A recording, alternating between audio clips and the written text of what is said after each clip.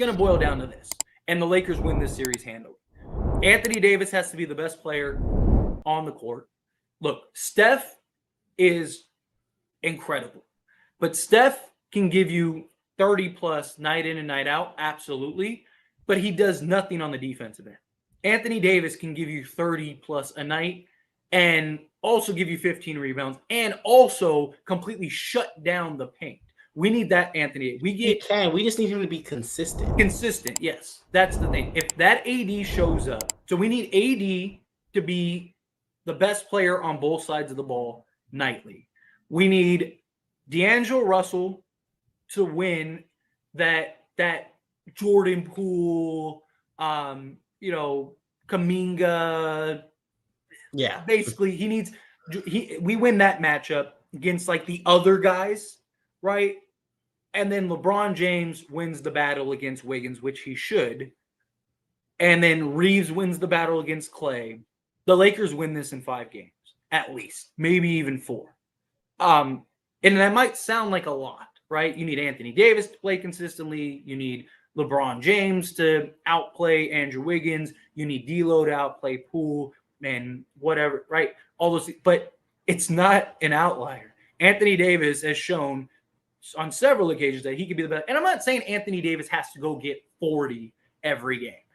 Even game 6, when the Lakers closed out, he only had 16, 14, and all that. But he was the best player on the court by far. Being the best player on the court doesn't necessarily mean scoring 40 points, right? Like Steph Curry could score 50 a game and the Warriors still get swept. And again, I'm not saying the Warriors are going to get swept. I'm not saying, like I said, no one would be shocked if the Warriors beat the Lakers. Like, I don't want to sound overly confident, but I'm saying, like, for those that are like, oh, it might be hard, LeBron James should win that matchup against Andrew Wiggins. Anthony Davis should be. He should, but it's still going to be. It's going to be a good matchup. I'll say that. It shouldn't even be close. LeBron James should dominate that matchup. LeBron James should. He should. We'll see. He should dominate that matchup. Anthony Davis should basically negate Steph Curry. And I'm not talking about points wise. Like I said, Steph could go get 50 a night. But if Anthony Davis gives you 22, 15, 5 blocks, 3 steals, he outplayed Steph Curry, even though Curry has 50 points. So if we get that Anthony Davis, LeBron James to dominate the Wiggins matchup, Austin Reeves to at least stay on par with Clay, right? If he, which he can, he's capable of. Again, he won every single battle that he has played against Clay so far. If he does that, and D'Lo can just outplay.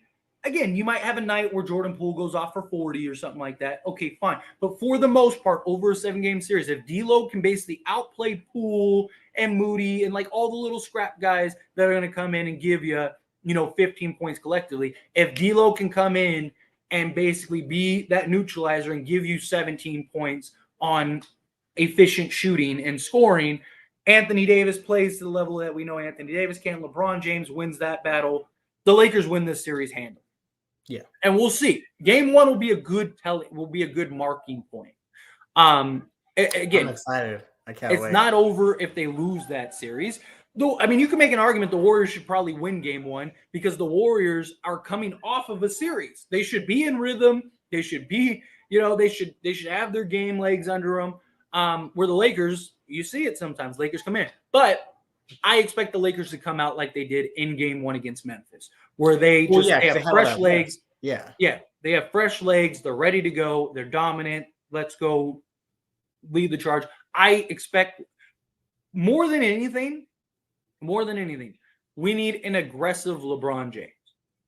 LeBron James wasn't as aggressive as we would have liked in the Memphis series. I'll give him some slack because, again, Memphis. By design, though.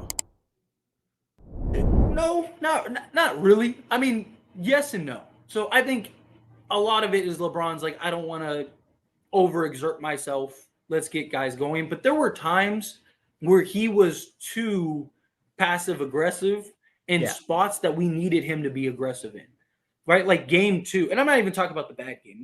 What was it? Game 5 or whatever, where he was atrocious. Yeah. I'm talking about like even game 2. right? Like that was the game that him and Rui were the only ones to show up. But there were several times where the Lakers had an opportunity and LeBron just wasn't aggressive. He can't do that against the Warriors. If we have an opportunity to strike and take over and win that game, you go win that game. Like even if you run out of gas and you need to whatever, go in the hyperbolic time chamber the next night, right? Whatever you got to do. Like we need LeBron to stay in attack mode, because if LeBron stays in attack mode and doesn't settle as much as he did, which again, I'll give him a bit of a pass because Memphis, their defense, they were crowding the paint. Also, you had Triple J as a deterrent, and that guy couldn't get a whistle to save his life. I'll give LeBron that advantage, right? Yeah. The Warriors don't have a shot blocker, don't have anybody that can slow or stop LeBron James. They don't have the defense to trap and close in on LeBron James. LeBron James should just put his head down and run through everybody. He did it against Memphis. I mean, LeBron shot like 16% from three and still finished the series at like 50%. That means he was shooting like 80% from two, right? Like, so yeah. Memphis couldn't even slow him down or stop him.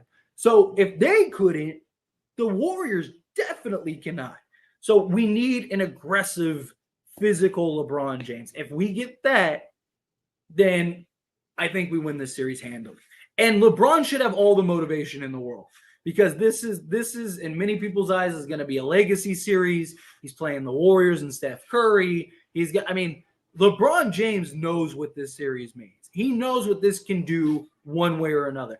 I don't think it changes the legacy that people are going to make it out to be. Like, I think Steph and LeBron's legacy are set. I really do. I like neither one of them have anything more to prove. Like, let's be real. But, you know what I mean? I will say this though, is that whoever wins this series does have more to gain. So I don't think it really hurts either of them if they lose this.